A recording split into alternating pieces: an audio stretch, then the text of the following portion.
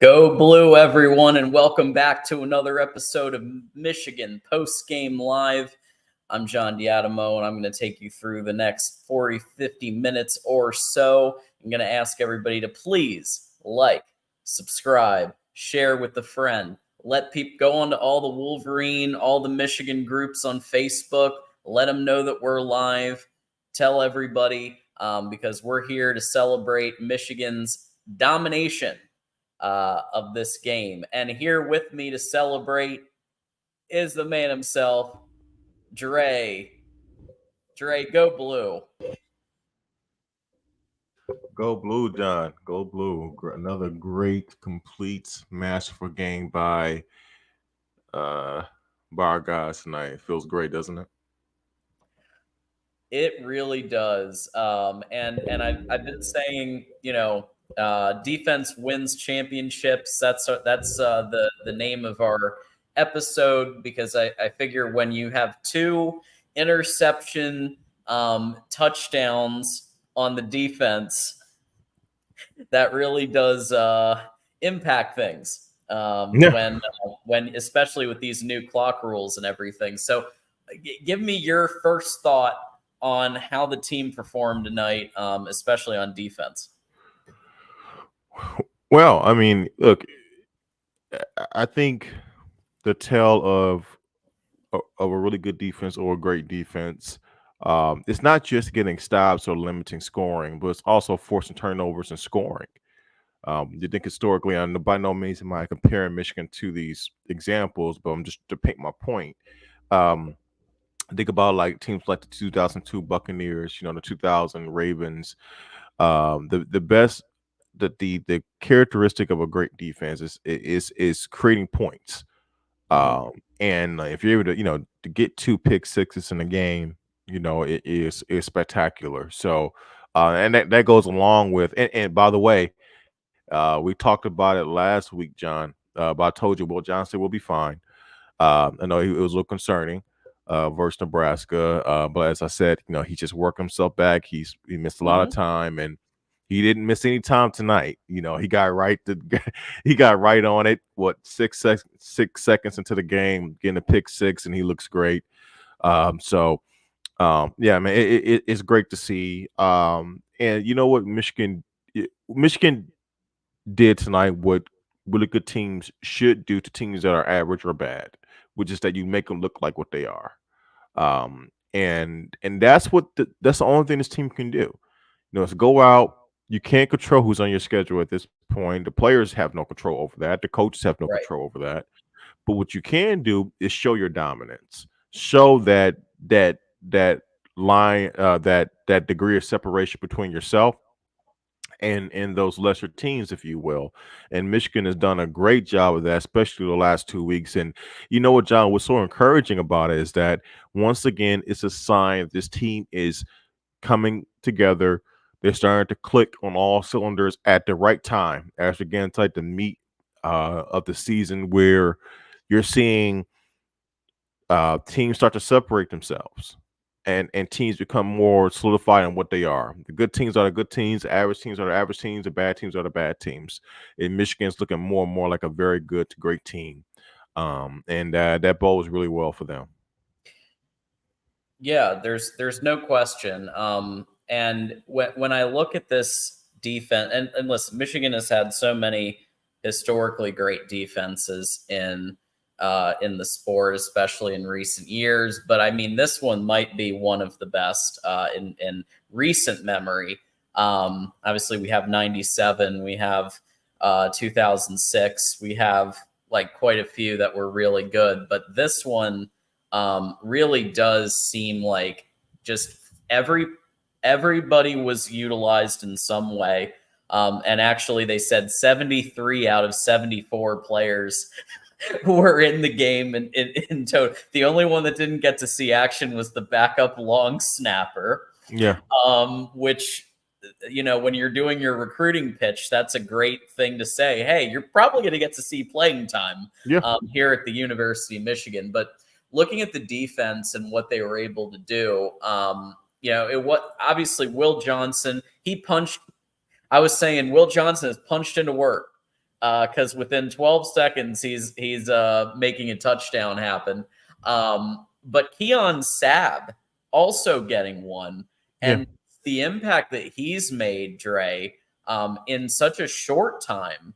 Because I mean, he was not supposed to even be really seeing the field for like a lot of meaningful snaps, but then with the injuries at safety position, he had to be put out there early.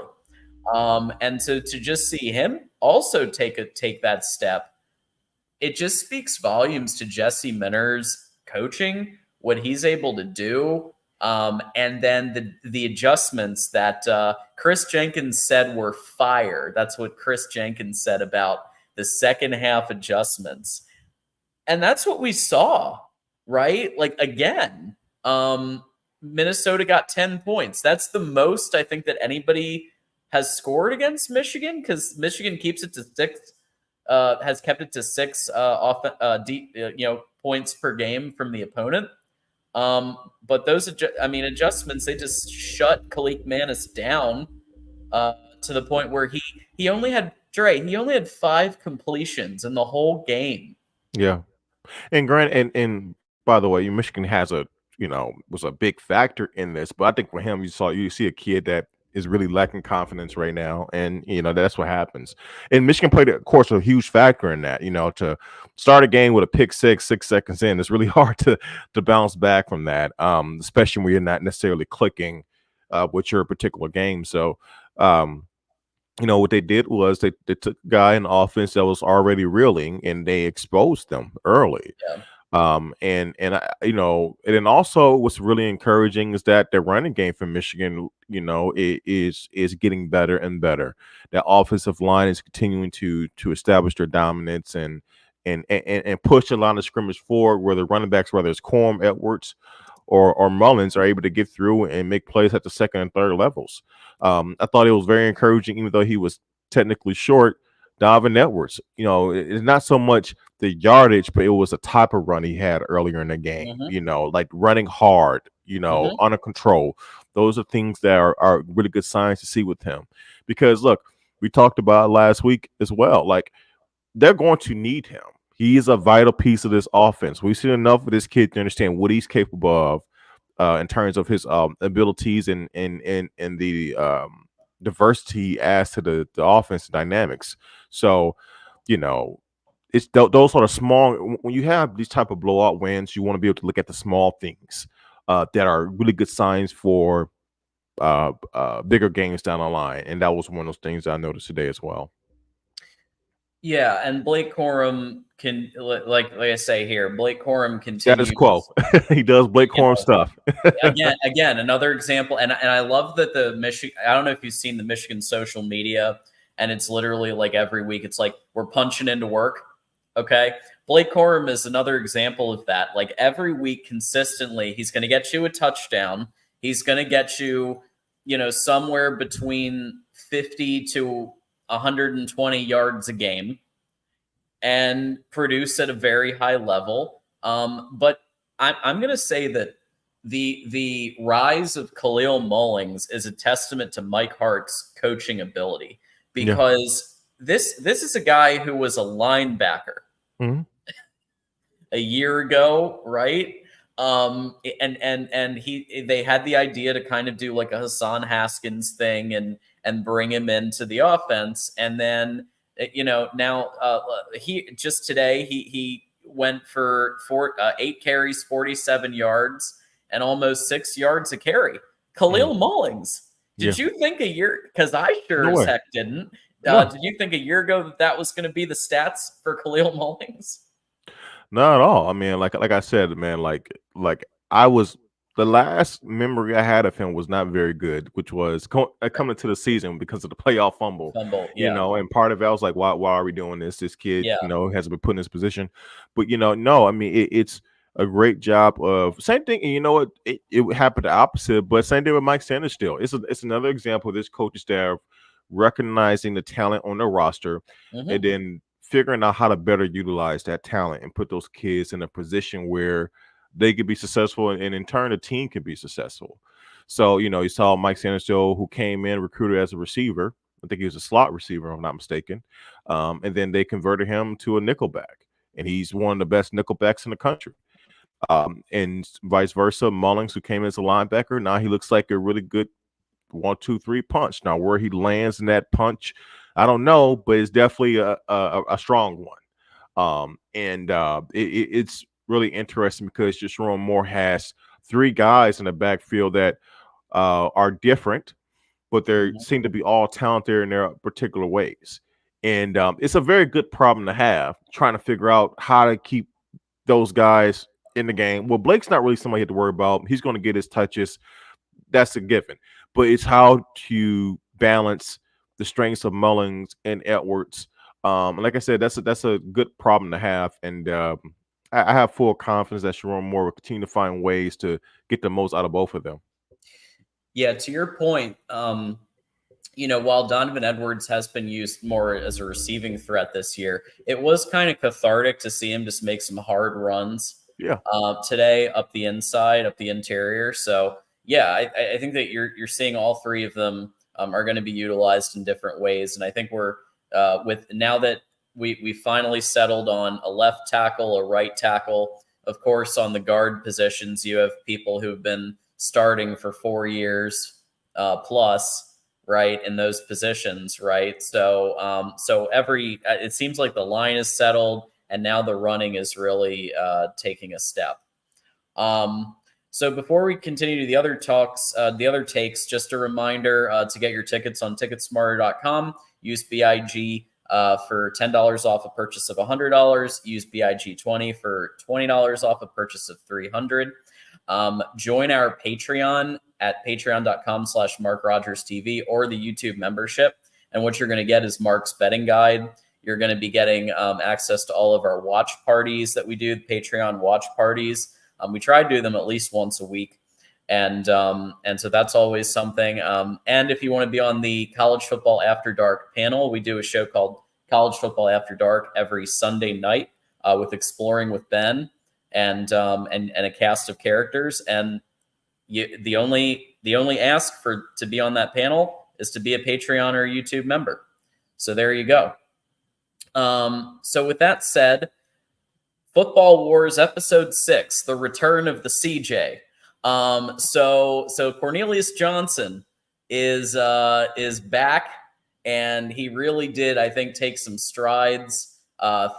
With just 3 receptions, he made 86 yards happen, 28 average per reception, and there was one play in particular where it reminded me of Ohio State, where I was even talking with Jason, and I was just like, yeah, it was like that. They said that kid couldn't throw the deep ball, and they, it seemed like he retained, like he got his confidence back, and now we're really seeing whereas Roman Wilson has obviously taken like 3 steps up, Yeah. but CJ has he's kind of been falling under the radar a little bit.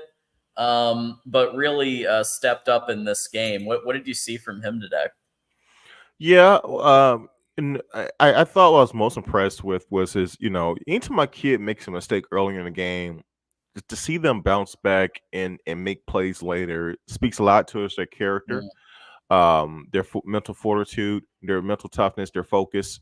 Because you got to remember the first drive that Michigan had, CJ had a costly drop that would have possibly led to a touchdown. Mm-hmm. And it wasn't like it was close, like in like a play that he couldn't have made or that was interrupted. And look, to his credit, he was able to bounce back from that and make for later in the game. And those are the things you really like to see. He's one of those interesting guys where he has really good size, good speed. He has the raw ability of a kid at the receiver position who could be a star, right? And he has shown flashes at times throughout his career. Rather, it's a deep touchdown. I think I remember, was it 2 years ago? He had like a really big time touchdown at Wisconsin or at Nebraska. I can't remember, but he's had flashes. Mm-hmm. And so you always know it's in there. The question with him is that can he be consistent with it? It's clear as day that Roman Wilson is receiver one, as his jersey says. But and then it's a battle right now to see is it who's the second go-to guy for JJ? Is it Colson Loveland? Is it Morris? Is it CJ? Yeah. That's what they're trying to figure out right now. And once again, it's a really good problem to have because all three of those guys that I listed have shown to be playmakers. That's not even including Donovan, who we know has been a playmaker in the receiving core as well. Right. So. But no, absolutely good to see the guy bounce back and have a good game. Yeah, and what was also really nice, just to go into some of the plays that I wrote down as notable. The CJ the one JJ run where Cornelius kind of did the block and then JJ got the touchdown. Yeah. It just shows you the character, not just of Cornelius Johnson, but of the entire team is like that, right? Donovan Edwards will give you a block if he's as a receiver. Cornelius is doing it, and you just see this across the board in every position that even if they had just had a huge play earlier, they're going to block for their quarterback or whatever the case may be. And it just shows you that this is a team where there's no egos. They showed the Blake Corum benching 225 pounds and everybody cheering him on.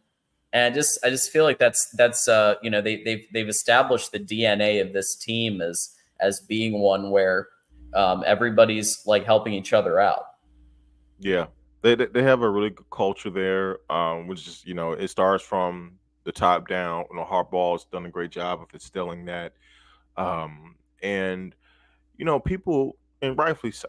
They talk about, okay, well, how do we, in terms of projecting, can this team win a national title? How do we really judge Michigan based on their performances with the opponents? And I think what people need to continue to do is look at the small things, like I said, on the field, the incremental changes. What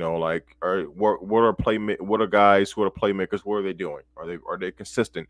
How many mistakes do they make? What is JJ doing? Is JJ getting better throughout the year? Which he absolutely is. I think JJ's playing phenomenal.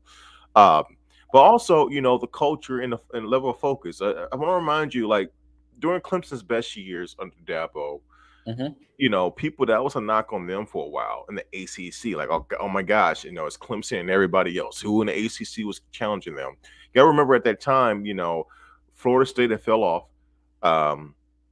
Duke, was not a challenger. Boston, there was no one else in the ACC really outside of Clemson that was a legitimate contender for the college football playoff. And that was one knock on them. And the question was, okay, Clemson's going undefeated in the regular season, but what are they going to do in the playoffs? And they were able to, most years, besides the one year they got beat by Bama when they had Kelly Bryant, they were able to essentially flip the switch and be able to rise to the occasion versus an opponent that they really haven't faced all year. And I think part of what goes into that is, to bring it back home to Michigan, is, for one, you got to have the talent. You got to have the culture, and you got to have the right, the right consistent things you bring to the field every day, right? Every game, which is, for Michigan, we know they're going to run the football well. They're going to control the line of scrimmage. Defensively, they're going to be fundamentally sound, and they're not going to make many mistakes. And I think that's the one thing that's really encouraging to see. As long as they do that, they're prepared to play against anybody in the country. Yep. And I think you're starting to see the kind of the makeup of college football and what's happening. And one of our commenters has said this. Where is it? That Georgia and Michigan are on a collision course. Yeah, there it is. I mean, look at the final scores of both games, the top two, right? Georgia, Kentucky was very similar to Michigan, Minnesota, and you look at the rest of the landscape of college football. Texas goes down to OU. Ohio State struggled against Maryland until the second half. Notre Dame just went down to Louisville. Like, Louisville just beat the crap out of them. Yeah. What a job about Jeff Brown, man. Man. I knew it would be good. I but knew not they year would look one. good, but Not not year one. year one. I mean, wow. I mean, like, That's impressive. geez. I mean, very much so. I mean, and they're going for it. You know, being in the ACC, that were legit. They was they are. You have a legit chance to even this year to challenge and win that conference. Who knows? I mean, that's a great win for their resume. We're not doing Louisville football, but anyway, Yeah. like you said. No, go back to the point at hand. No, look, it continues to be the case that this is a wide open year. That Oklahoma Texas game was a classic. There's no shame in Texas falling short against Oklahoma, who was also undefeated. They were 12th ranked in the country. Brent Venables is a very good coach, going back to his long-term defensive coordinator for Dabo. So it's not shocking that happened. But it's another note that once again, this is there's a lot of parity at the top, I think. Now, if you want to give Georgia and Michigan the slight edge over some of those teams, I understand it. If you want to say they're all kind of maybe in the same boat, I can see that as well. But it's a very good boat. I think if you want to put, and I don't really care where you rank them because I think they'll all shake out. But, Georgia, Michigan, you want to throw Texas in there, maybe Oklahoma, Washington. Like there are a lot of good teams that have different styles. So it's interesting because it's going to come playoff time later this year because you really don't know what's going to happen. But it's also very exciting because as a Michigan fan, we have a legitimate chance. There is no juggernaut at the top that is waiting to knock us down. And as long as this team doesn't pull a what was that type game like they had last year and Right. bring their and have a game that is character that is in line with the type of game they like to play, they can win this whole thing. Yeah.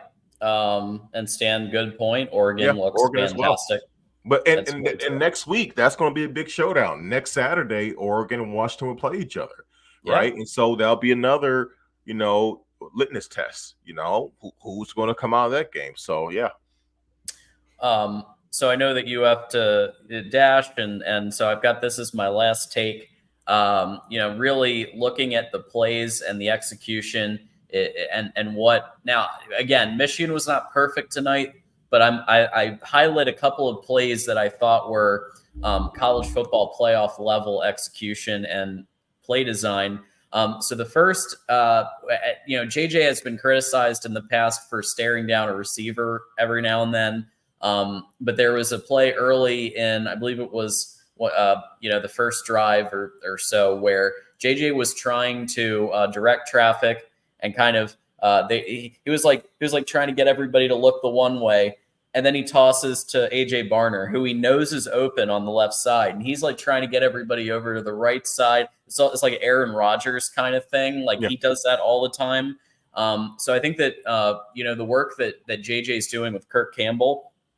I'm sure that they're talking about stuff like that. Like, how do you take that step up? Because Mark Rogers and I have talked about this repeatedly, that the path for Michigan to be able to win a natty is, given the fact that our blue chip ratio is one of the lower ones if you're looking at a national champion.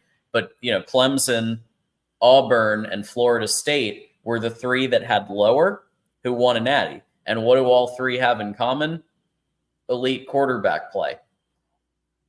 That type of decision. I know it's like one play, it's one thing, but I think it's just one example of what you're starting to see from JJ, kind of taking that next step up in his quarterback play.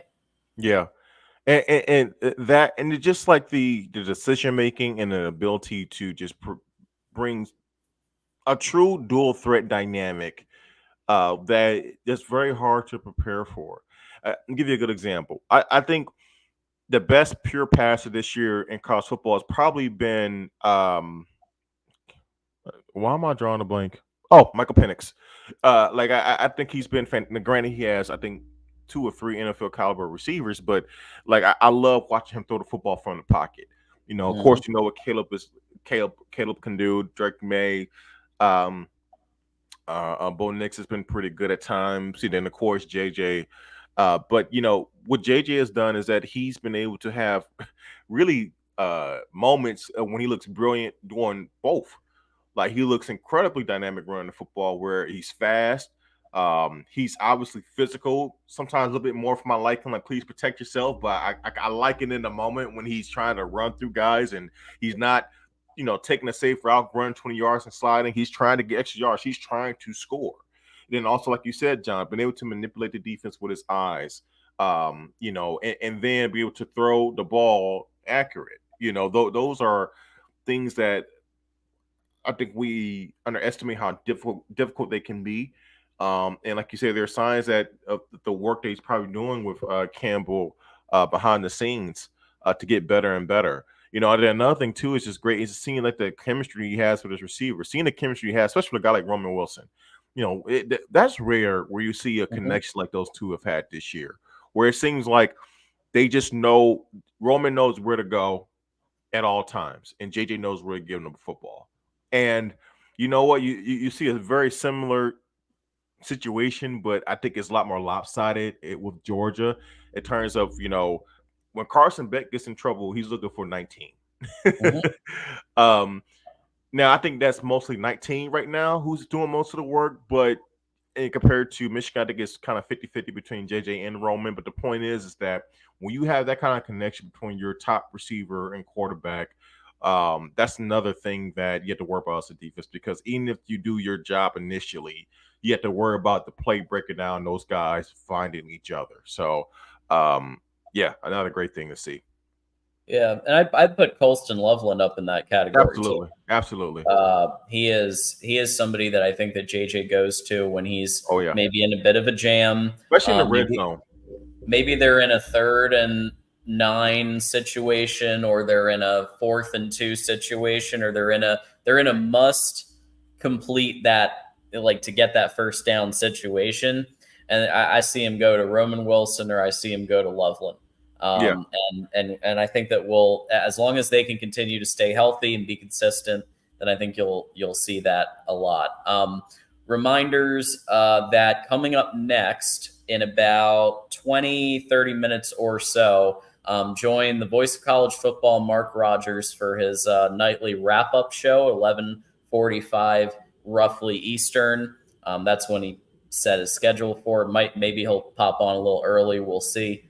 But that's the wrap-up show. We'll discuss all of the games that have been happening. You'll see me in chat. I'll be on there, and we can chat there. But that'll be coming up next for everybody. But Dre, it's always great to have you here. And I want to thank everybody for stopping by, hitting the like button. Please do that, because that really does help with visibility and gets this thing out there. Any final thoughts for us, and where can people find you? Well, they can find me at I think it's at Dre23MJ. I think that's gotta keep that in mind. I always forget. Yeah, give me a follow. And hey guys, this is fun. I'll remind you to enjoy the ride. Yeah, just this is the money place to be. And I do want to echo something that I think Stan said earlier in the chat a little bit ago in terms of JJ taking the necessary hits. That is the slippery slope that you have when you have a really good quarterback, a dual threat quarterback, and that goes back to that decision making, and I love to see him make plays. And of course, if he's in that red zone, if you think you can make the touchdown, do it. But if you can't, get down, protect you, because as good as somewhat confidence I feel in Tuttle, he's done a decent job in the backup role. I prefer not to see him in a high leverage situation. I think we all would prefer to have number 9 back there. So, of course, protect yourself and go blue. Absolutely. And Moose just added you on. He calls it Twix. Okay. Twitter and X together. So there you go. See you guys. Take care. Bye, Dre. I'll tackle a few more comments before we wrap here. So that JJ run in the end zone scared me. Well, look, and we were just talking about this. Harbaugh said it himself. JJ's a gunslinger, and he's not going to try to stop JJ from doing that.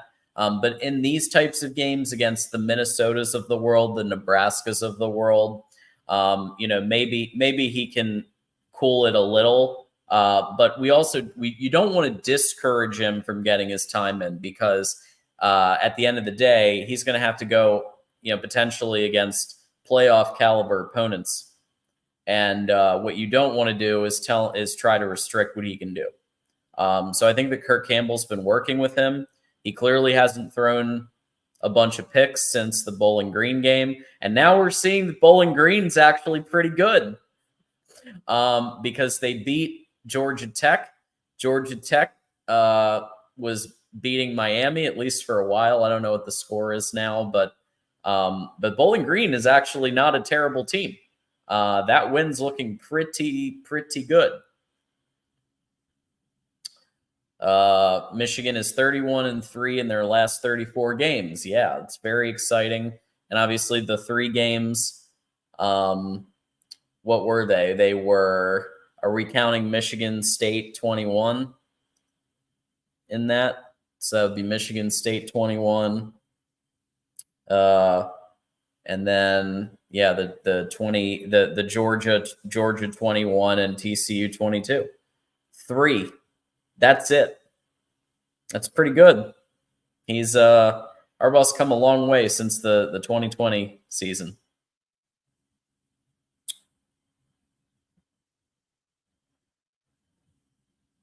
Oh, they got waxed. Okay. I didn't see their score. I'm using transitive property.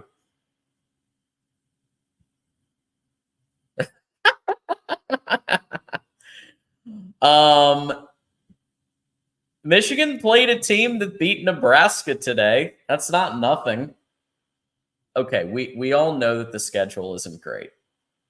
We all know this. GOJ, you're not telling us anything that we don't already know. And I was really just having some fun with it. Thank you, Marcus. And it's always great seeing you. It's always great seeing Dre come by. He's been helping me host this every single week. And go Blue. Enjoy the ride. This team is special. One thing I want to remind everybody about is that we do have a merch store, right? So we do have a merch store, and it now has free shipping, and we have a bunch of amazing products for the entire family, friends, you name it, at the Mark Rogers Voice of College Football merch site.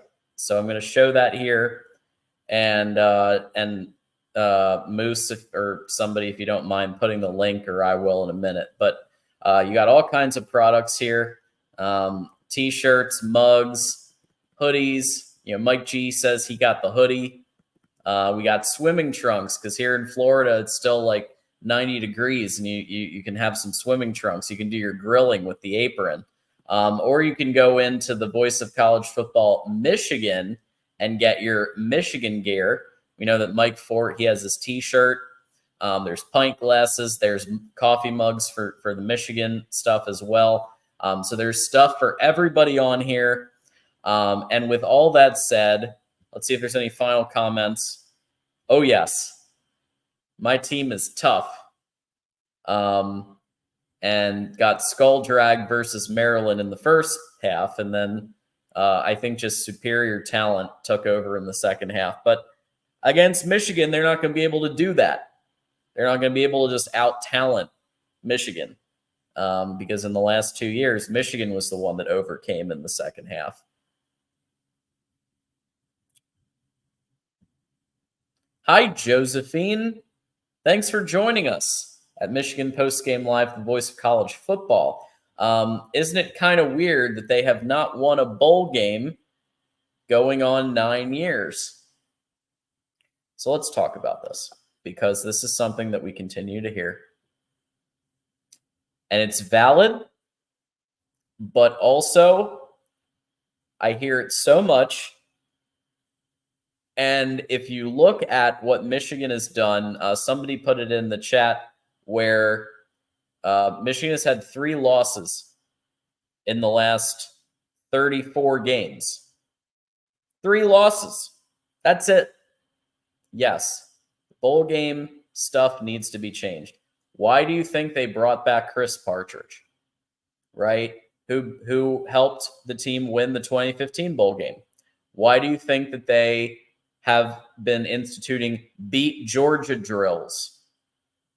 They've been doing that because they know that they need to kind of conserve some things for the playoff.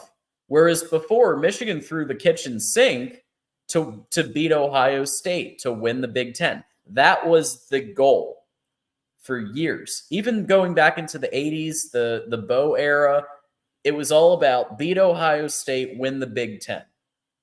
But now you have to hold some things back. You have to hold some things and like focus on your postseason opponents. And that's what Michigan has decided to do now. And so that's why I think we're going to see more, I think we're going to see a better postseason performance this time around, whether Michigan makes a good bowl game or whether they make the playoffs. I think you're going to see the results of what the tweaks that they've been making behind the scenes this year.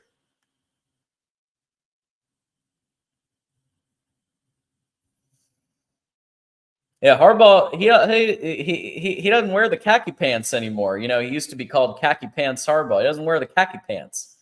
He wears blue pants now. So ever since he dropped the khaki pants, he started winning games and beating Ohio State. Who was saying that? It was like Shannon Sharp was saying that. Ever since he dropped the khaki pants, he started winning. Yeah, getting rid of the khaki pants. That's it.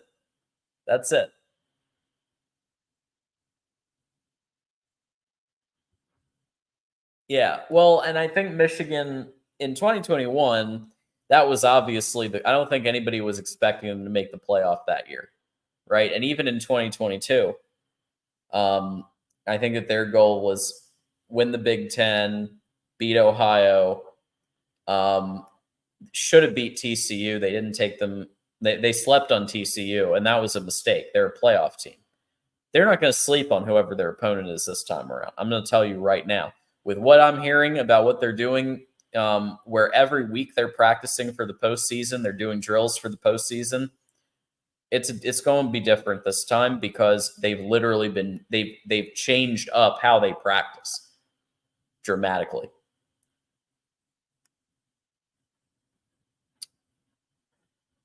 Yeah, Don Brown. Yeah, I think we were all ready for him to see the door. And you could see the spectacular job he's doing at the University of Massachusetts. He's what, 1-5 or 1-6 this year. Caleb Williams just got sacked, by the way, and they're down. Arizona and our buddy Jed Fish. Remember Jed Fish? He is beating USC 17-0 right now, and Caleb Williams just got sacked. This is going to be an interesting USC post-game show. So if you want to stay up till 2 a.m. Eastern time, they are doing a live post-game show from the USC Coliseum after the game is over. So you can watch the USC post-game live as they're down to a 3-2 Arizona team.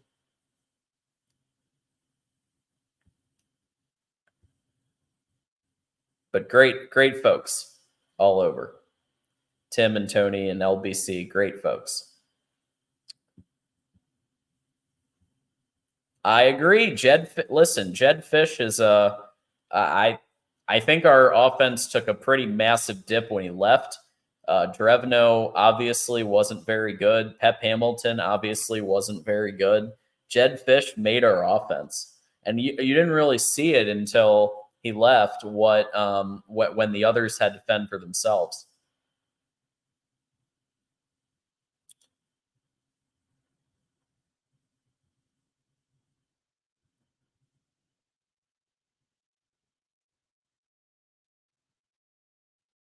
All right. Well, with that said, yes. Yes, khaki pants Harbaugh. That's right. All right. So I'm going to remind everybody that in about 10 minutes, let's see if he's gone live yet. I'm going to check.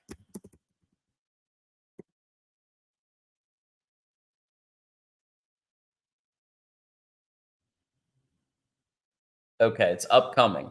So I want everybody to head on over to putting the link right here. Oh, is this for tomorrow's show? I'm assuming he just scheduled a different date. I'm going to post the link to the Mark Rogers wrap-up call-in show here. So in about 10 minutes, roughly, I'm assuming this was supposed to be scheduled for tonight. So head on over, say hi, hit the like button, and we'll do what Mark will do all the wrap-ups.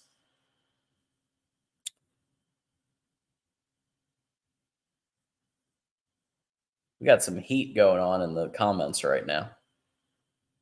Yes, we did, Stephen. We slept on TCU. We absolutely did. Did you hear the pregame commentary where they were calling TCU not very physical, which you never do. It's called postseason. It's called postseason. It's called coach speak. Okay, Nick Saban's a ninja master at it, and he always respects his opponent, even if he's playing Georgia Southern or Nowhereville, directional Kentucky State, whatever it is. He always finds somebody who does well, and he compliments them, and their wide receiver is a NFL draft pick or whatever. But for some reason, Michigan decided to say that TCU wasn't a very physical team. And that's what we call not a good idea. When you're playing a playoff team, who, by the way, beat Texas and beat a lot of other people too.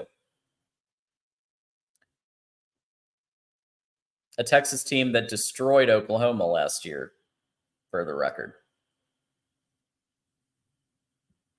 Thanks, Stephen. I appreciate you stopping by and giving your 5-star commentary. Great job in the first half against Maryland. I look forward to seeing the Buckeyes at the Big House. Go Blue, Rob. Thank you for coming by. And I want to thank everybody for stopping by today. Whether you came to comment, whether you came to troll, because we appreciate the activity and the views. Whether you hit the like button, whatever you did, we thank you for coming by and for being here at the Voice of College Football for Michigan Postgame Live. Like I said, coming up next is going to be the Mark Rogers wrap-up show. Don't forget about the other shows that we do. Our next one, Monday night, is Big Ten Live. I'll be hosting a show called the Ocho from 8 to 10 p.m. Eastern. That's where we get the Voice of College Football community on a panel with me, and we all just chop it up and talk about the Big Ten games of the past Saturday and the ones coming up. Don't forget that Michigan Wolverines Live is at a new time, Tuesday at 8 p.m. Eastern. And this Tuesday, we have a show for you because Tanner Wooten's coming by from Blue by 90, and special guest Jeffrey from Only Talk Sports is going to be coming by Michigan Wolverines Live to give the Indiana preview. So Jeffrey from Only Talk Sports, Indiana fan and Indiana expert, is going to be giving the preview for Indiana Tuesday at 8 p.m. Eastern. We're very excited to have him. Great guy, great friend, and knows his football inside and out. And then, of course, Wednesday at 8 p.m. Eastern, 30-minute war with myself and my debate partner, Buckeye Mike. So those are the next shows coming up. And with all that said, yes, Jeffrey's awesome. Jeffrey is awesome. All right, y'all. I'm going to see you over at the wrap-up show, the voice of college football. I'll post that right here. And until next time, it's John Diadamo saying, go blue. Good night, everybody.